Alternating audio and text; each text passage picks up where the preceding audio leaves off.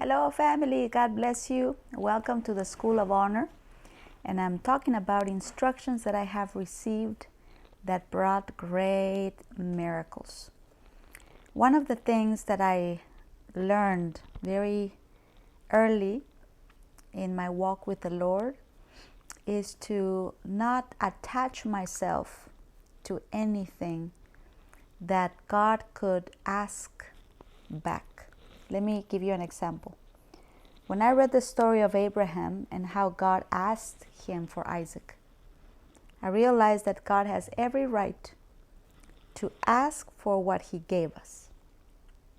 And I remember one time sitting in my living room and I made an inventory inside of my heart of everything that I had. And I did not have much, but everything I had around me, I wanted to make sure nothing owned me.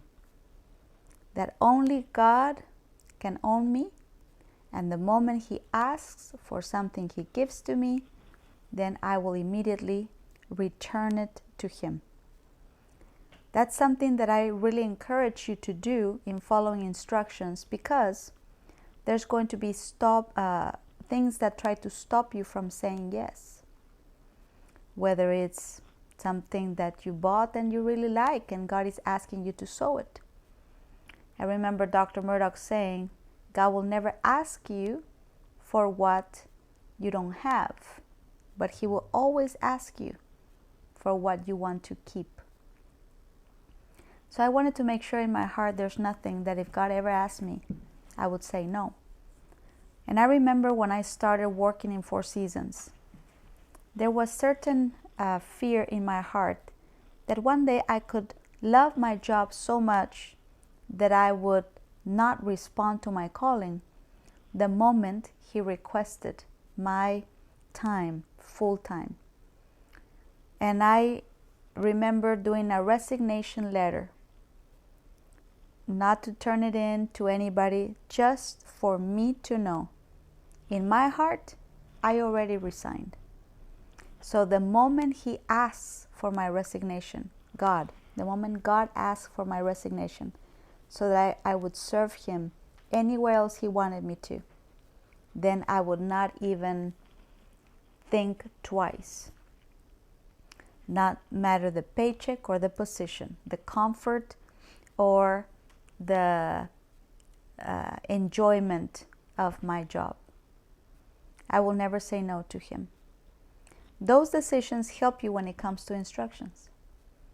Remember the rich man. He could not say yes because he just had too many things that were attached to his heart. And he left with deep sadness when Jesus asked him to give it all for Him. I don't want to have anything in my heart that would stop me. So those decisions are a part of these instructions. And I remember one day my pastor said, you know, Anna, you are working so many hours and I really need you in church. And he said, I think it's time for you to get a part-time so that you can focus more in the ministry. And I said, yes, sir. He said, ask in Four Seasons if they would give you a part-time. I already knew that Four Seasons said in the beginning, they don't give part-times. But there's something I learned, that when my pastor told me to ask, he was not asking for an argument like, they don't give them. He would immediately answer, I didn't ask if you knew, I asked you to ask. You might already think they don't give any part-times. Ask anyway. You might already have it on a piece of paper. Ask anyway. Because they're probably unaware that that rule will not apply to you. So go ask anyway. I learned that. If my pastor tells me to go ask, I go ask. I don't come back and say, I already know they're going to say no. That's not the answer. I'm teaching you for your sake as well. So I asked. I went to human resources, I asked, and they said, oh, Anna, you know this. We don't give part-times. I said, well, then I'm going to have to give you my 2-week notice. I'm leaving because I need to spend more time in my church. And they tried to stop me and all of that, and I had already made a decision. So I quit Four Seasons. Not because I didn't like my job, not because I was bored. I really liked working there, and I had a promising future in that hotel, in that place. So I quit, and I went to look for a part-time job. I found one. My mom had very good connections there. So the manager of an airline, America West, that does not exist anymore, America West, they gave me a job at the airport as a reservations agent. And I was already going to go for training, etc., etc. About a week later, I received a phone call from Four Seasons, the manager, the general manager of Four Seasons. His name is Greg Mendoza. And he said, I heard you quit. I said, yes, sir, I did. And he said, why? Why would you quit? I said, well, my church needed me, and I needed to get a part-time job, and I went to human resources. They said, I can't have one, so I needed to find one. He said, oh, you know better than to ask for a part-time job. We don't do part-time jobs. I said, I understand, but I needed to ask anyway. He said, well, that's why I'm calling you. Do you know how many employees we have in Four Seasons, Anna? And I said, no, sir. And he gave me the number, but it was close to 300 employees. He said, and do you know how many have a part-time job here? I said, none, I suppose. He said, none. Not one. But you will be the first one.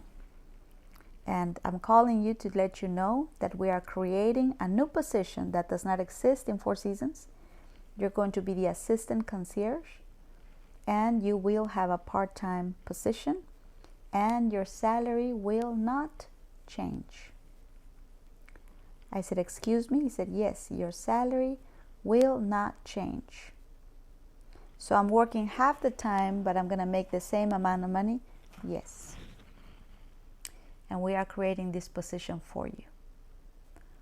Those experiences I would have never lived if I had not asked the questions I was asked to make. And my pastor, he was thrilled, but I was even more.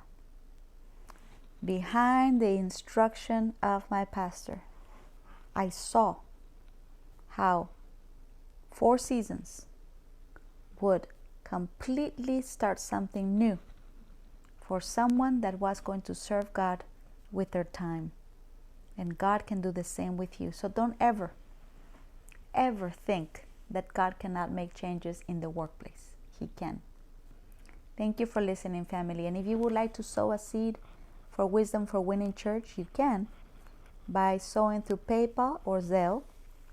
The email is pastoranna@wisdomforwinningchurch.tv, or you can sow through Cash App, Wisdom 4 Winning.